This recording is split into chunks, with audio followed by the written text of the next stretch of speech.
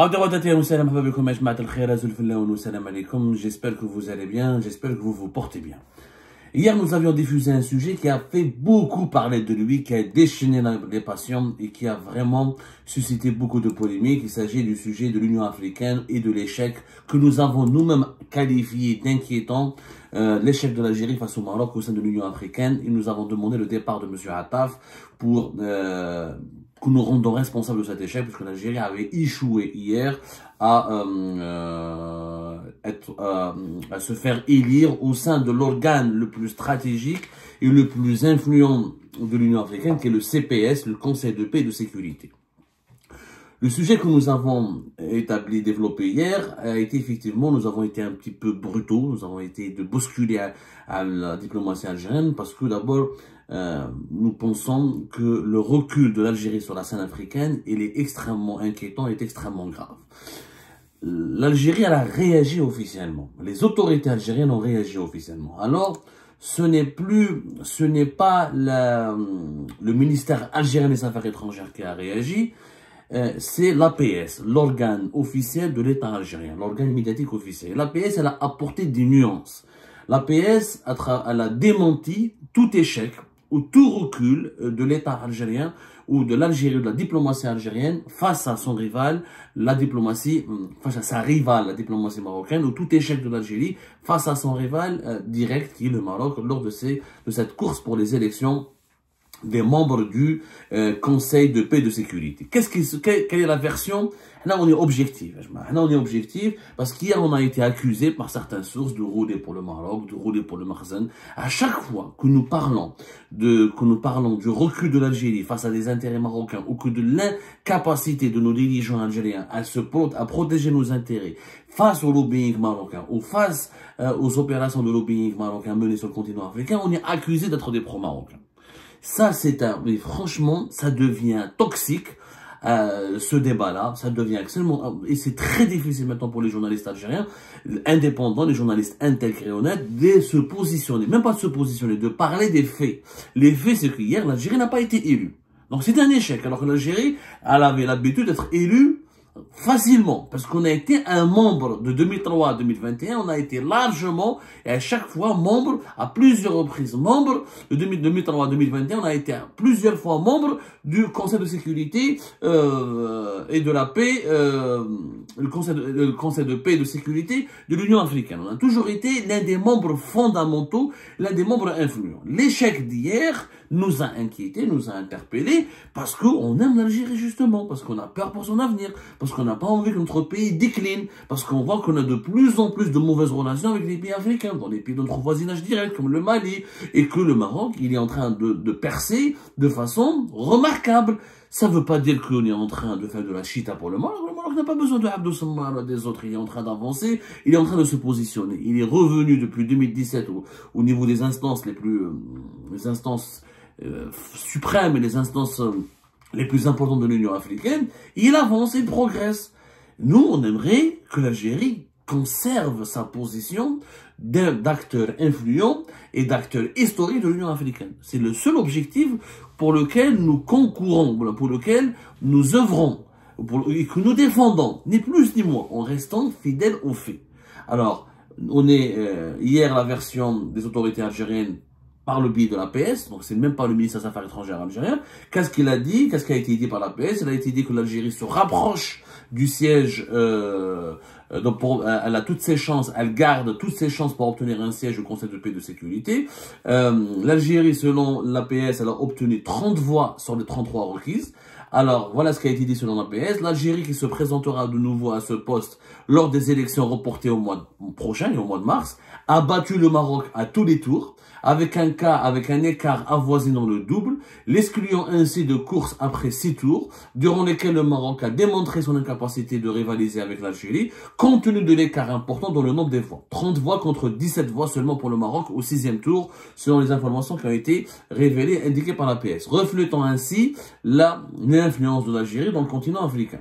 Lors de ces élections qui se sont déroulées au premier tour de la réunion du Conseil exécutif de l'Union africaine, tenue en 7 tours exécutifs, l'Algérie a battu les 2 autres pays en lice, à savoir la Libye et le Maroc, et ce pour le mandat 2025-2027. le nombre de voix requis, 33 voix, soit les 2 tiers des suffrages des États votants, n'ayant pas été atteints, la Commission de l'Union africaine a été contrainte de reporter le vote au mois prochain, le mois de mars. Comme à l'accoutumée, à travers ces campagnes de désinformation contre l'Algérie, le Maroc évite d'admettre qu'il était candidat à ce poste, tout en occultant le fait que c'est l'Algérie qui l'a éliminé. Donc, d'abord, j'aurais aimé que ce communiqué, j'aurais aimé que le ministère des Affaires étrangères s'exprime et communique. Donc, il n'a pas choisi de communiquer parce que c'est lui qui était directement concerné par cette affaire, par ce dossier. Il a préféré donner des informations à l'APS pour que l'APS puisse communiquer directement. C'est pas grave, c'est un couac, mais c'est pas un scandale en soi.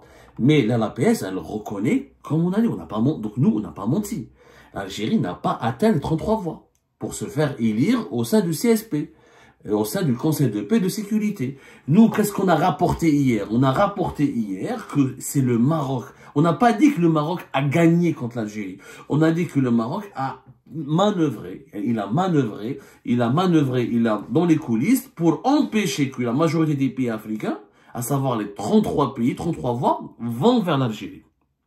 C'était ça la manœuvre du Maroc. Le Maroc, pour qu'il conserve son poste au sein du Conseil de sécurité et de la paix de l'Union africaine, il a dissuadé, il a fait du lobbying dans les coulisses, il a influencé d'autres pays africains pour qu'ils ne votent pas pour l'Algérie. Voilà le problème où est-ce qu'il est situé. Et nous, on s'est interrogé hier sur les compétences et les capacités réelles d'Ahmed Attaf et de son administration actuelle à lutter efficacement et à contrecarrer les opérations de lobbying du Maroc. On n'a pas glorifié le Maroc. Au contraire, on est en train de dire il y a un lobbying hostile de la part du Maroc au sein des instances de l'Union africaine pour saboter, pour empêcher l'Algérie d'avancer, de progresser et de retrouver sa place au sein des instances les plus stratégiques et les plus sensibles de l'Union africaine. On n'est pas en train de dire que le Maroc, il est beau, il est magnifique, il sait bien ce qu'il fait. On a dit au contraire pourquoi Ahmed Attaf et l'ensemble de ses collaborateurs n'arrivent pas à faire échec ou à bloquer ou à, comment dirais-je, empêcher les manœuvres de lobbying du Maroc,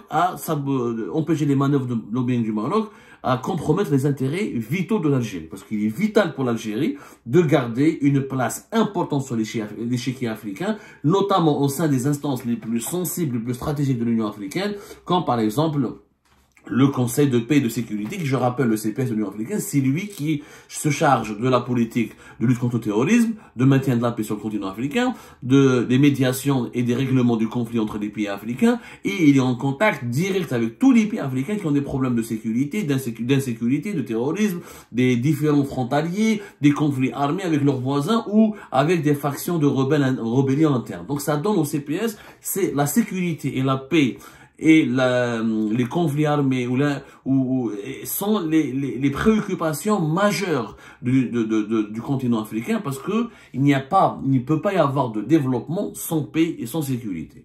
Voilà nos propos. Nos propos, on était là, pas pour glorifier le Maroc au détriment de l'Algérie.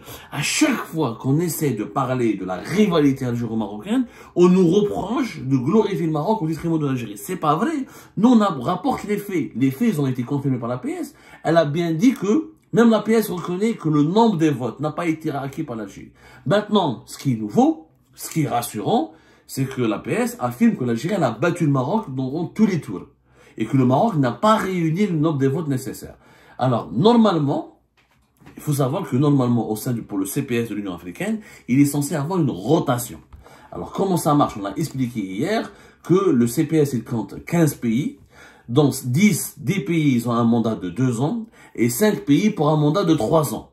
Par rotation. En janvier 2024, l'année dernière, en février 2024, il y avait le Burundi, la République du Congo, le Ghana, la Gambie, le Sénégal, la Tanzanie, l'Ouganda, l'Afrique du Sud, le Zimbabwe et la Tunisie ont achevé leur mandat de 2 ans.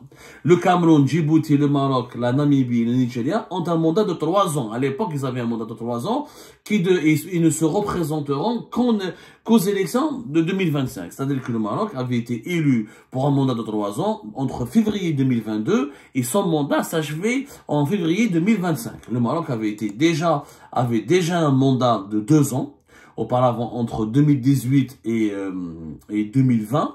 Ensuite, il a obtenu un mandat de 3 ans entre 2022 et 2025. Donc, l'Algérie devait concurrencer le Maroc, effectivement, pour le mandat, à la fin du mandat du Maroc, à savoir en février 2025. La rotation, comme je l'ai expliqué hier, il y a une répartition régionale. Les sièges sont disponibles. L'Afrique de l'Est, elle a 2 sièges. L'Afrique du Nord, alors, pour les élections de février 2000, pour les élections de février, pour février 2025, voilà, pour février 2025, l'Algérie devait affronter donc l'Égypte, la Mauritanie, etc., pour normalement remplacer le Maroc. Mais le Maroc a décidé de se représenter. Pour se représenter, il devait donc contrecarrer l'Algérie. Certes, comme le dit la PS, et c'est rassurant, ça nous rassure que l'Algérie a pu donc battre selon les informations qui ont été présentées par la PS. Donc pour le moment, nous n'avons que cette source. L'Union africaine il n'y a pas une source au sein de l'Union africaine qui a pu nous donner les décomptes et le nombre des voix de façon précise. Mais les informations qui ont été rapportées par la PS, certainement en s'appuyant sur le ministère algérien des Affaires étrangères, affirment que l'Algérie a battu de 30 voix le Maroc contre 17 voix. Donc, ce qui reflète, selon elle, l'influence de l'Algérie dans le continent africain. Mais elle n'a pas été élue. Justement, le Maroc, normalement, il a fait son mandat. Normalement, le principe de la rotation, normalement, le Maroc ne fait pas de mandat de 2025 à 2028. Normalement, pour le mandat de 2025 à 2027, c'est un mandat de 2 ans cette fois-ci. En fait, la rotation, finalement, elle n'est pas pour la rotation, elle s'applique pour le nombre d'années. C'est-à-dire entre 2 et 3 ans. Mais apparemment, au sein de l'Union africaine, la rotation ne s'implique pas pour le siège du pays. C'est-à-dire qu'un pays a le droit de se représenter comme il veut. Hier, peut-être on s'est trompé de lecture en essayant d'expliquer le fonctionnement de l'Union africaine et de ce Conseil de paix et de sécurité. On pensait que la rotation, d'après notre lecture, était que chaque pays termine son mandat et doit laisser la place à un autre pays. Finalement, non. La rotation se fait au niveau des 2 ou des 3 ans.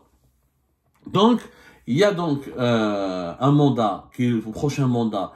Le précédent mandat, il était de 2022 à 2025. Le prochain mandat, il sera de 2025 à 2027. Et donc l'Algérie, selon la PS, a battu la Libye et le Maroc. Tant mieux. Mais nous n'avons pas réuni les 33 voix. C'est que cette victoire n'est pas complète. Donc cette victoire reste inachevée. Et à partir du moment où l'Algérie n'a pas accueilli les 33 voix, le Maroc a conservé son poste jusqu'au mois de mars prochain. Donc il y aura de nouvelles élections. Quelle est la stratégie marocaine? La stratégie marocaine, justement, c'est ce que vous voulez expliquer. C'est ce qu'il a expliqué le journaliste kényan que nous avons cité hier. Le Maroc, sa stratégie est d'empêcher que l'Algérie puisse atteindre les 33 voix pour qu'il puisse conserver son poste. Tant que le pays qui veut remplacer le Maroc ne réunit pas les 33 voix, le Maroc garde son poste et les élections sont à chaque fois reportées. Donc l'échec de Ahmed Attaf, il est où? Il est dans son incapacité à réunir les 33 voix. C'est ça l'échec dont nous parlons. Maintenant, la PS se montre rassurante. On espère que ce que dit la PS, elle est vraie. Et on donne rendez-vous à Ahmed Attaf au mois de mars prochain. Si au mois de mars prochain, l'Algérie est réélue, on lui dira bravo. On lui dira bravo, tu as réussi à surmonter les obstacles qui ont été dressés par le lobbying marocain. On dira bravo et on va se satisfaire de de ce retour de l'Algérie au sein du CPS. Nous, on n'est pas là pour rabaisser l'Algérie. Il faut arrêter. Le problème, il y a un complexe aujourd'hui. Dès qu'on parle de la rivalité algéro-marocaine, si on ne va pas dans le sens, si on ne caresse pas dans le sens du poil les autorités algériennes, on nous accuse de rabaisser l'Algérie au détriment du Maroc. Et c'est la même chose. Si on ne caresse pas dans le sens du poil les autorités marocaines, on nous accuse de rabaisser le Maroc au détriment de l'Algérie. Il n'y a plus de possibilité d'être objectif. L'objectivité est qu'aujourd'hui, l'Algérie, plus que le Maroc, c'est historique, c'est elle qui était l'acteur le plus influent de l'Union africaine. Que depuis 2017, le retour du Maroc, le Maroc se améliore son positionnement et ne cesse de faire des percées remarquables au sein de l'Union africaine.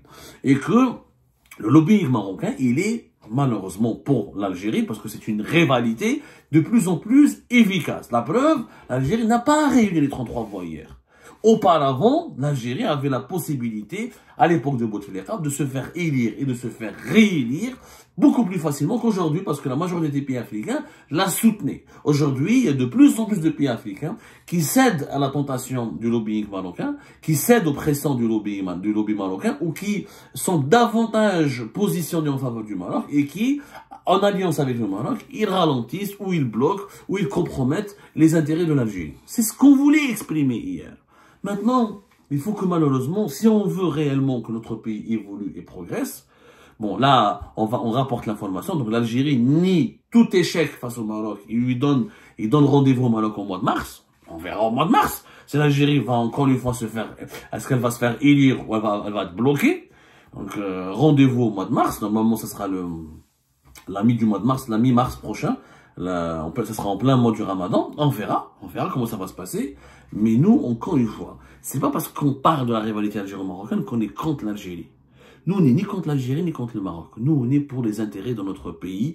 On voudrait un rapport équilibré. Nous, on voudrait que l'Algérie ne soit pas dominée par le lobby marocain et elle ne soit pas écrasée, que notre pays ne recule pas sur la scène continentale et régionale et qu'il se fasse remplacer de façon durable, de façon pérenne par le Maroc. C'est ce qu'on veut. On veut des rapports et on veut que l'Algérie préserve son prestige, que l'Algérie préserve son influence. Mais quand on parle de la rivalité algéro-marocaine, on n'a pas été téléguidé, télécommandé. Personne ne nous appelle au téléphone pour dire, allez, insulter l'Algérie. On n'a jamais insulté quiconque. On a juste dit que M. Attaf doit partir. Parce que la diplomatie algérienne ne brille pas. Trop d'incohérences, trop d'inconstance, trop de contradictions. Ce ministre ne fait pas l'affaire. C'est ce qu'on a dit. Et on s'est appuyé sur le dernier échec en date.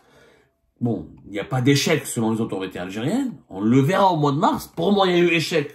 Parce que d'habitude, encore une fois, à l'époque de Bouteflika, l'Algérie pouvait se faire élire et élire dans les agendas, dans les temps impartis par les agendas dès les premières élections au sein des instances de l'Union africaine.